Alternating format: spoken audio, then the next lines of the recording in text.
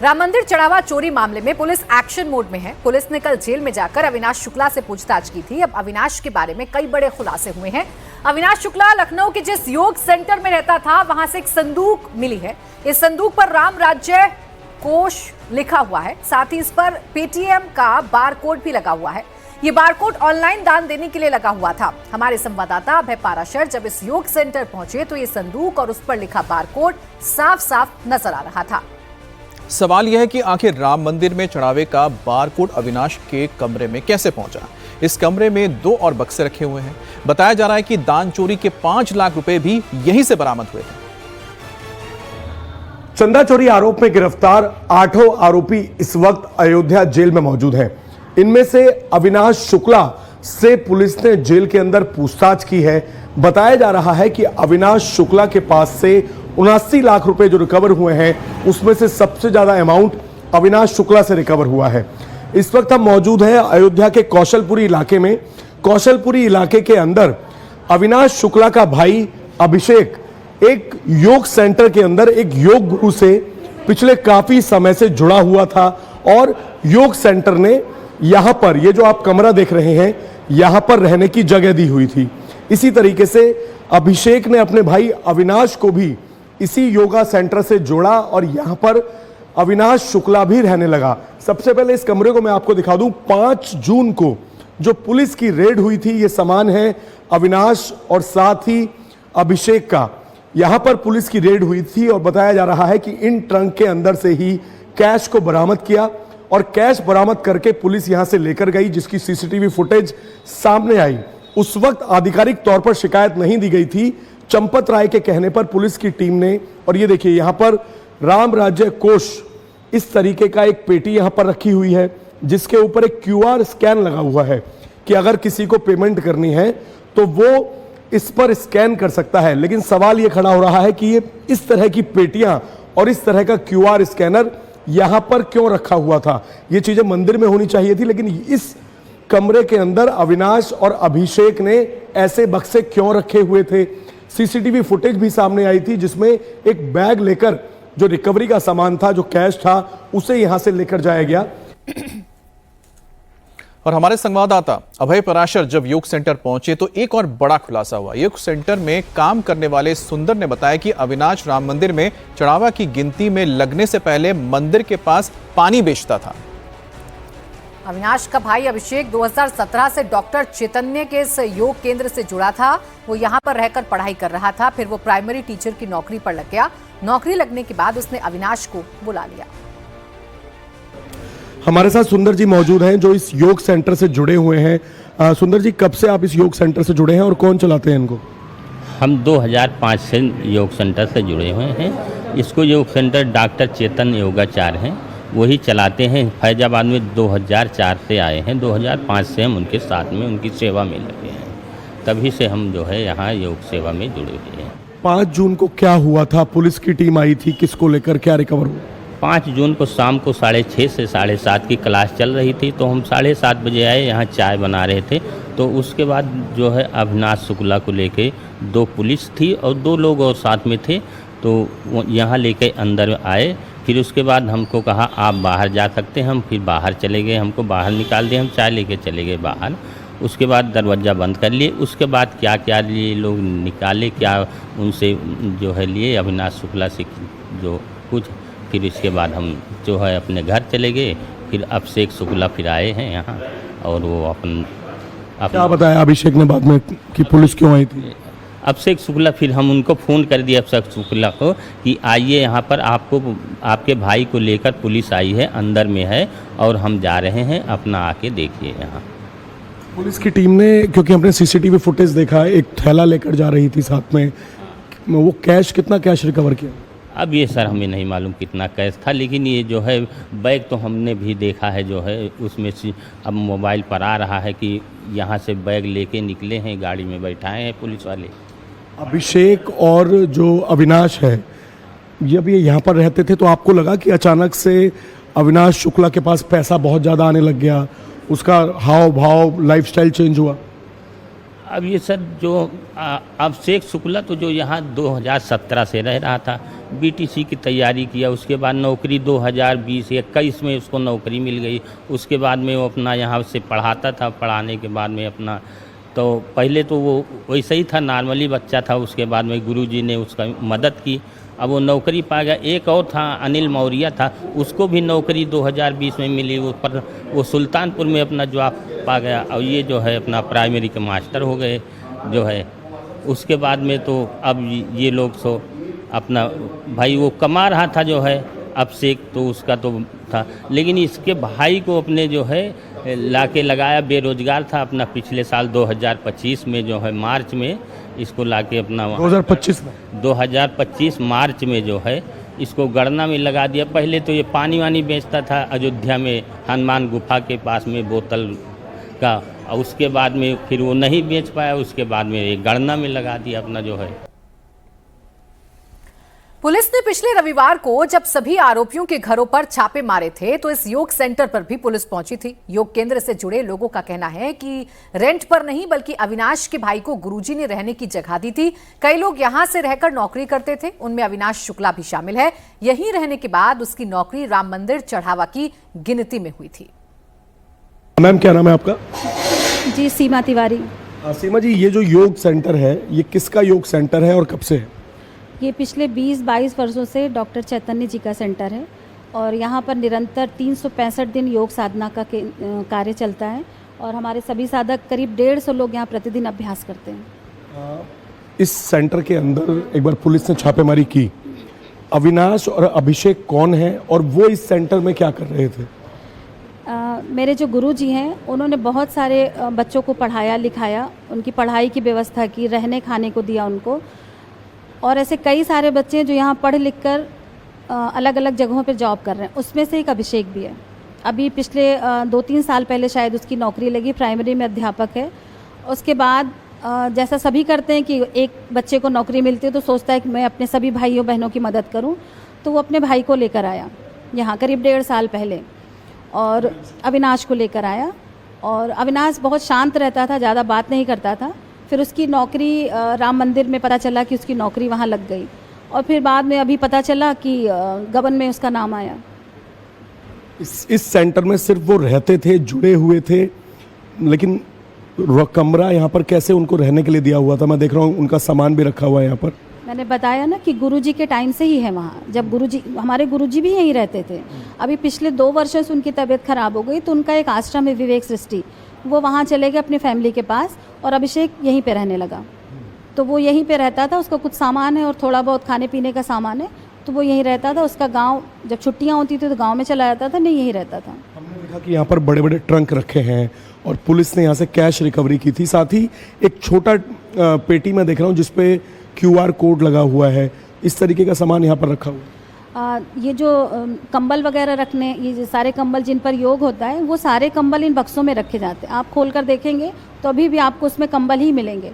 और रहेगी जो छोटी पेटी वाली बात है, इसकी मुझे ज़्यादा जानकारी नहीं, फिर भी सुंदर ने बताया कि जब ये राम मंदिर यात्रा शुरू हुई, हम लोगों ने 71 दिन की यात्रा शुरू की थी।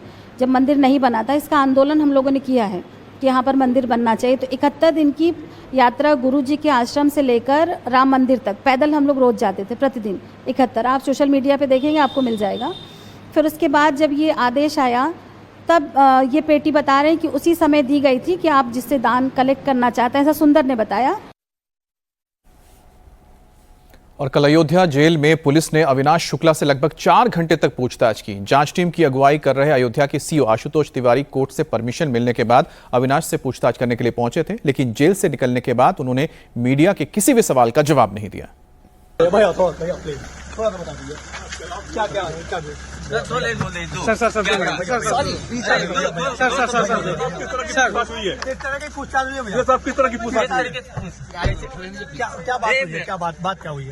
बात क्या हुई है? प्लीज बता दीजिए। आप लोग गाड़ी प्लीज क्या बात हुई है? बात क्या हुई है? प्लीज चलो। राम मंदिर चढ़ावा चोरी में पुलिस की जांच में एक और बड़ा खुलासा हुआ है। पुलिस सूत्रों के मुताबिक प्रयागराज कुंभ के वक्त राम मंदिर में चढ़ावे में सबसे ज्यादा चोरी की गई थी। उसके पहले कुछ आरोपी चढ़ावे में चोरी करते थे, लेकिन ये चोरी हल्की फुल्की होती थी। कुंभ के वक्त चढ़ावे में बहुत ज्यादा बढ़ोतरी हुई थी, जिसका फायदा उठाकर आरोपी मिलकर चोरी करने लगे। सभी 8 आरोपियों ने मिलकर चोरी का प्लान बनाया और पुलिस की जांच में यह भी सामने आया कि जीजा और साले लवकुश मिश्रा और अनुकल्प मिश्रा ने सबसे ज्यादा चोरी की और प्रॉपर्टी बनाई। अब दोनों की 5 से 6 प्रॉपर्टी की जानकारी पुलिस को मिली है। पुलिस आगे जांच कर रही है कि किस तरह से यह प्रॉपर्टी बनाई गई, किस तरह से इसमें पैसे लगाएगा और पैसे कहां से आए। राम मंदिर चढ़ावा चोरी से जुड़ी इस वक्त की एक और बड़ी खबर, एसआईटी को जांच के लिए 15 दिन का और वक्त मिल गया है। तो 15 दिन का वक्त और एसआईटी को दे दिया गया है। स्पेशल इन्वेस्टिगेशन टीम जो इस वक्त चढ़ावा चोरी की तफ्तीश कर रही है, इस मामले में अब 15 दिन की और इनको अतिरिक्त वक्त दिया गया है। तो बड़ी खबर इस वक्त आपको बता दें, राम मंदिर चढ़ावा चोरी में एसआईटी को 15 दिन का और वक्त दे दिया गया है। पहले 15 दिन के अंदर अपनी फाइनल रिपोर्ट एसआईटी को सरकार को सौंपनी थी। प्रारंभिक रिपोर्ट एसआईटी अपनी सौंप चुकी है, जिसके आधार पर 8 आरोपियों को गिरफ्तार किया जा चुका है।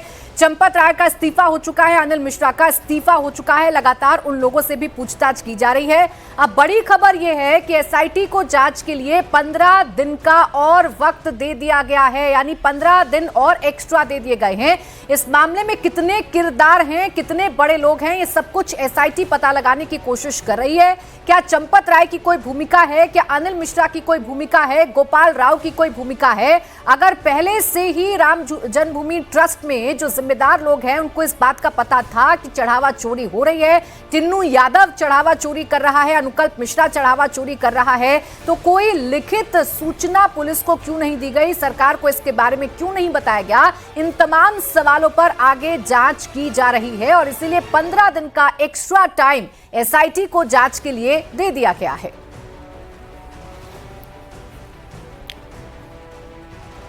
और यूपी के शामली में धर्मांतरण केस में एक के बाद एक नए खुलासे हो रहे हैं। आयुष ने घर वापसी तो कर ली, अली बना था, अब फिर से वो आयुष बन चुका है, लेकिन उसके घर की तलाशी के दौरान जो सबूत मिले वो चौंकाने वाले हैं।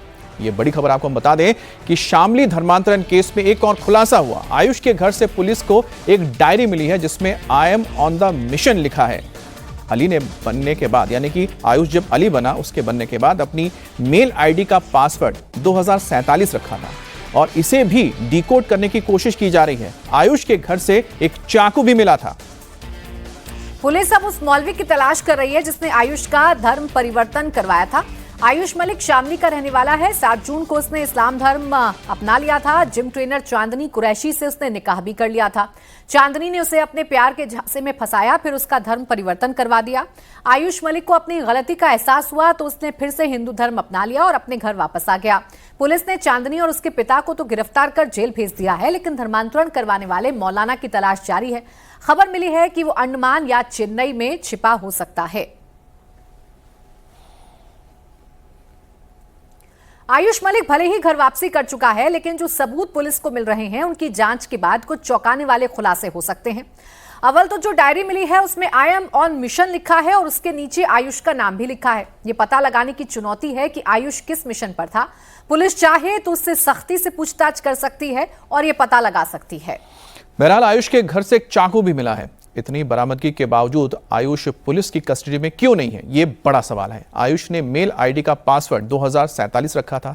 इसे पीएफआई यानी कि पॉपुलर फ्रंट ऑफ इंडिया से जोड़कर देखा जा रहा है, जो मिशन 2047 की बात अक्सर करता है और भारत को एक इस्लामिक मुल्क बनाने की कवायद भी या फिर वकालत करता है। इस्लामिक स्टेट बनाने की भी वो लगातार बात करता रहा है।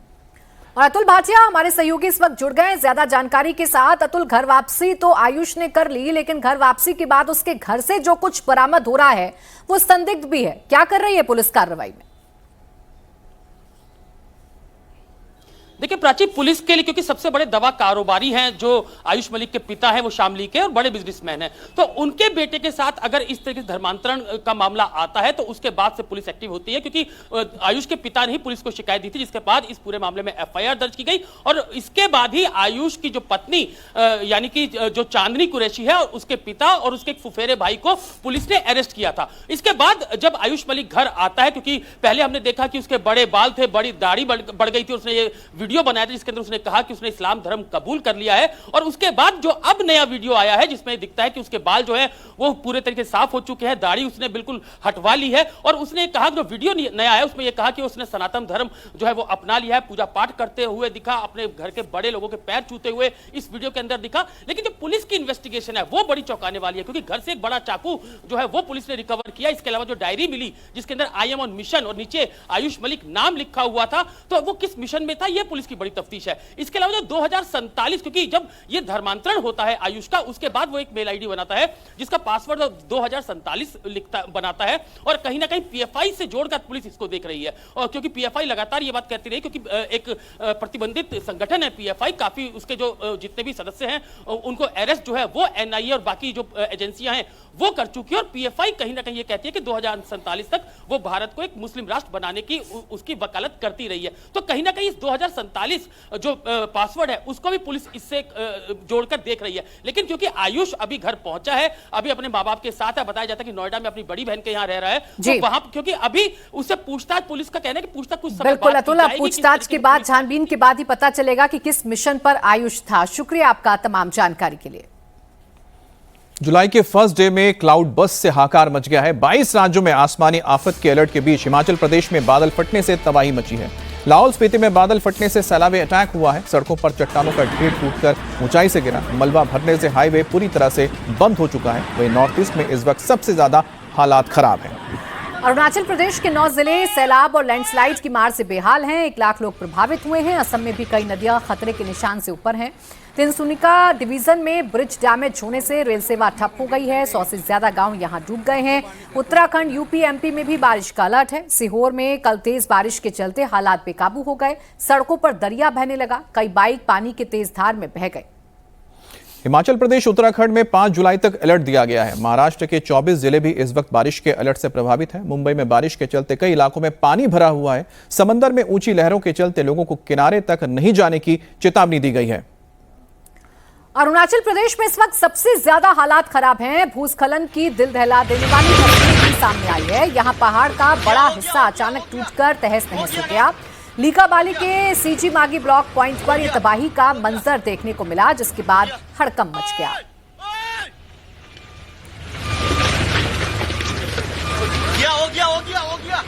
हो गया ना, हो गया।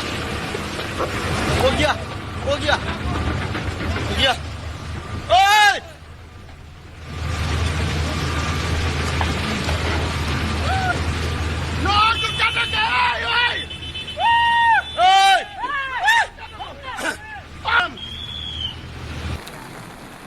अब आप तस्वीरों में देख सकते हैं कि किस तरह से यहां पर सीजी नदी में तेज उफान आया हुआ है, जिसके चलते निचले इलाके डूब जाने का खतरा बना हुआ है। अरुणाचल प्रदेश के 9 जिलों में भारी तबाही हुई है। 1 लाख लोग प्रभावित हैं। ग्राउंड पर हालात बेहद ही खराब है। केंद्रीय मंत्री शिवराज सिंह चौहान हालात का जायजा लेने के लिए सीएम के साथ प्रभावित इलाकों के दौरे पर गए और लोगों को हर संभव मदद का उन्होंने भरोसा भी दिया। संकट की इस घड़ी में कैसे केंद्र सरकार भी प्रदेश सरकार के माध्यम से अपनी जनता की पूरी मदद करे, उसका प्रयास करेंगे। हम कोई कसर नहीं छोड़ेंगे। संकट बड़ा है, परेशानी बड़ी है, लेकिन जनता को इस संकट के पार निकाल के प्रधानमंत्री जी के नेतृत्व में और यहाँ मुख्यमंत्री जी के नेतृत्व में हम पार निकाल के ले जाएंगे। इसलिए हम आए हैं कि कोई परेशान ना हो। तबाही है तो मन में तकलीफ होती है, लेकिन आपकी तकलीफ कम हो जाए, आपका दर्द पी जाए और आपकी दिक्कतें दूर करें, इसलिए हम लोग आए हुए हैं। आप चिंता मत कीजिए। अभी घर जाके बैठ के भी आपसे बात करेंगे और बाद में भारत सरकार भी और हमारे खांडू जी के नेतृत्व में प्रदेश की सरकार भी पूरी मदद करेगी और फिर वैसी की वैसी स्थिति बन जाए, इसकी हम कोशिश करेंगे। हिमाचल प्रदेश के में बादल फटने से तबाही का मंजर है। लाहौल स्पीति में बादल फटने से अचानक से बाढ़ आ गई है। सड़क पर मलबा आने से हाईवे पूरी तरह से बंद हो गया है। वहीं हालात बिगड़ता देख अधिकारी मौके पर पहुंचे और प्रभावित इलाकों की ओर गाड़ियों की आवाजाही पर रोक लगा दी गई है। लाहौल स्पीति में ग्लेशियर के टूटने से तबाही मची है। फ्लैश फ्लड के चलते कई इलाकों में रास्ते बंद हो चुके हैं। जगह जगह सैलानी भी फंस गए हैं, जिन्हें बचाने के लिए लगातार रेस्क्यू ऑपरेशन भी चलाया जा रहा है। वहीं असम की बात करें तो यहां 15 से ज्यादा जिलों में हालात विकट हैं। कोकराझार में हालात विकट बने हुए हैं। कई फैमिलीज का घर जो है वो तहस नहस हो गया है। असम में 50,000 से ज्यादा लोग पलायन को मजबूर हैं। 100 से ज्यादा गांव डूब गए हैं। आज गुवाहाटी में केंद्रीय मंत्री शिवराज सिंह चौहान ने हालात को लेकर उन्हें मीटिंग करनी है। खबर मध्य प्रदेश के सीहोर से, जहां पर तेज बारिश के बाद हालात बिगड़ गए हैं। लगातार बारिश के चलते सड़कों पर दरिया बना हुआ नजर आया और उसकी चपेट में कई गाड़ियां भी आ गईं। खासतौर पे जो टू व्हीलर थे वो तो पानी में तिनके की तरह बहने लगे। पानी का बहाव इतना तेज था कि लोग बड़ी मुश्किल से अपने टू व्हीलर्स को बचा पाए। वहीं यूपी के सोनभद्र में भी भारी बारिश के बाद बाढ़ जैसे हालात बन गए हैं। नदी नाले उफान पर हैं। निचले इलाकों में जलस्तर लगातार बढ़ रहा है। प्रशासन की पैनी नजर है और लोगों को सुरक्षित जगहों पर शिफ्ट किया जा रहा है। और कर्नाटक के मंगलुरु में भारी बारिश हुई है। नगुरी इलाके में लैंडस्लाइड में 3 लोगों की मौत की खबर है। राहत और बचाव का काम भी चल रहा है। बारिश के बीच रेस्क्यू ऑपरेशन को चलाया गया। लैंडस्लाइड के चलते कई मकानों को नुकसान भी पहुंचा है। बात मुंबई की भी कर लेंगे, जहां लोगों के लिए भी लगातार बारिश जो है वो मुसीबत बनकर बरस रही है। मुंबई के चेंबूर इलाके में एक स्कूल बस पर पेड़ गिर गया। हादसे के बाद इलाके में अफरा तफरी मच गई। पुलिस और दमकल कर्मियों ने बड़ी मशक्कत के बाद बस में फंसे बच्चों को बाहर निकाला। तो दूसरी तस्वीर मुंबई के वडाला इलाके की है, जहां लगातार हो रही बारिश के चलते अब सड़कों पर पानी भरने लगा है। ट्रैफिक मूवमेंट पर असर पड़ रहा है। महाराष्ट्र के नासिक में भी पिछले कुछ दिनों से लगातार बारिश हो रही है। घरों से निकलने वाले लोगों को परेशानी का सामना करना पड़ा है। ट्रैफिक की रफ्तार पर ब्रेक लगा हुआ है। मौसम विभाग ने आने वाले दिनों में नासिक में भी भारी बारिश का अलर्ट दिया है।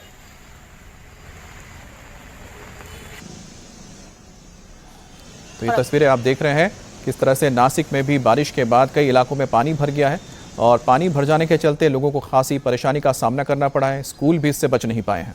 देखिए, सूरत की तस्वीर इस वक्त आप देख रहे हैं। यहाँ भी वाटर लॉगिंग जो है वो बड़ी समस्या बनती जा रही है। लगातार बारिश की वजह से सड़कों पर जल जमाव हो रहा है, जिसकी वजह से आम जनजीवन अस्त व्यस्त हो रहा है। स्कूल के अंदर भी पानी भर गया है, जिसकी वजह से स्कूल बस जो है उसके पहिए भी डूबे हुए नजर आ रहे हैं। तो गुजरात के कई इलाकों में भारी बारिश की वजह से हालात बिगड़ते जा रहे हैं। आपको अब हम नवसारी की तस्वीर दिखा रहे हैं, जहां निचले इलाकों के घरों में पानी घुस गया है। लोग अपना घर छोड़ने को मजबूर हो गए हैं। निचले इलाकों में कई फीट तक पानी भर गया है और प्रशासन की तरफ से लोगों को राहत शिविरों में भेजा जा रहा है। उत्तराखंड में भी मानसून के बादल जमकर बरस रहे हैं। आपको उत्तराखंड के अल्मोड़ा की तस्वीर दिखा रहे हैं, जहां पिछले कुछ दिनों से लगातार बारिश हो रही है। प्रशासन ने बारिश के चलते सभी स्कूलों को आज बंद रखने का ऐलान किया है। आसपास के इलाकों में भारी बारिश के चलते लैंडस्लाइड का खतरा बढ़ गया है। प्रशासन भूस्खलन के लिए संवेदनशील इलाकों में नजर बनाए हुए हैं। अब आपको रुद्रप्रयाग की भी तस्वीर दिखाते हैं, जहां पर लगातार हो रही बारिश के चलते अलकनंदा नदी का जलस्तर बढ़ता जा रहा है। नदी के किनारे बने होटल और मकानों पर खतरा मंडराने लगा है। प्रशासन की लगातार नदी के जलस्तर पर नजर है और सभी आपदा प्रबंधन टीमों को यहां पर स्टैंड बाय पर अलर्ट पर रखा गया है। गुजरात से भी खबर हम आपको दिखाएंगे अभी, जहां बड़ी खबर आ रही है। साइबर क्राइम ब्रांच को बड़ी सफलता मिली है। सूरत में पुलिस ने वजन घटाने की दवा के नाम पर महिलाओं से ठगी करने वाले गिरोह का भांडाफोड़ किया है। पुलिस ने इस सिलसिले में गुरुग्राम से गिरोह के कुरियर बॉय समेत 3 आरोपियों को धर दबोचा है, जिसमें 2 महिला भी शामिल है। गिरोह ने सूरत की एक महिला से वजन घटाने के दवा के नाम पर 1,77,00,000 रुपए की साइबर ठगी की। गिरोह डाइटिशियन और डॉक्टर बनकर लोगों का वजन कम करने के लिए दवा बेचकर ठगी करता था। ये लोग दवाओं की होम डिलीवरी करते थे। मोहम्मद हुसैन गिरोह के लिए कुरियर बॉय का काम करता था। जब ये महिला ने फिर से डिलीवरी मंगाई तो पुलिस ने उसे पकड़ लिया। जांच में खुलासा हुआ कि आरोपी 7 बार ट्रेन से और 1 बार फ्लाइट से दवा पहुंचाने के लिए सूरत पहुंचा था। सूरत की एक गृहिणी, एक महिला, जिनको क्योरेस्ट वेलनेस एंड साइंस नाम की एक कंपनी है, उस कंपनी की जो एडवर्टाइज फेसबुक पे थी, उसके माध्यम से लेडी ने उनका संपर्क किया था कंपनी का। ये कंपनी स्लिमिंग और फिटनेस की ट्रीटमेंट में एक्सपर्ट है, ऐसा इस कंपनी की एडवर्टाइज थी। और जब इन्होंने संपर्क किया इस कंपनी का, तो कंपनी के वहाँ पे जो दिल्ली गुड़गांव में जो कॉल सेंटर है, वहाँ से इन लेडी का संपर्क किया गया था और उन लेडी को एक प्रॉपर विश्वास दिया गया था कि आपका हमारे यहाँ के कंसल्टेंट डॉक्टर्स के द्वारा आपका प्रोफाइल तैयार किया जाएगा और आपको मेडिसिन हमारे ही कंपनी के लोग आके आपको घर पे डिलीवर करेंगे। और इस विश्वास संपादित करके इन लेडी के पास से, इन महिला के पास से पिछले 5 महीने के अंदर इन कंपनी की जो नकली दवाइयाँ हैं वो इनको दी गई थी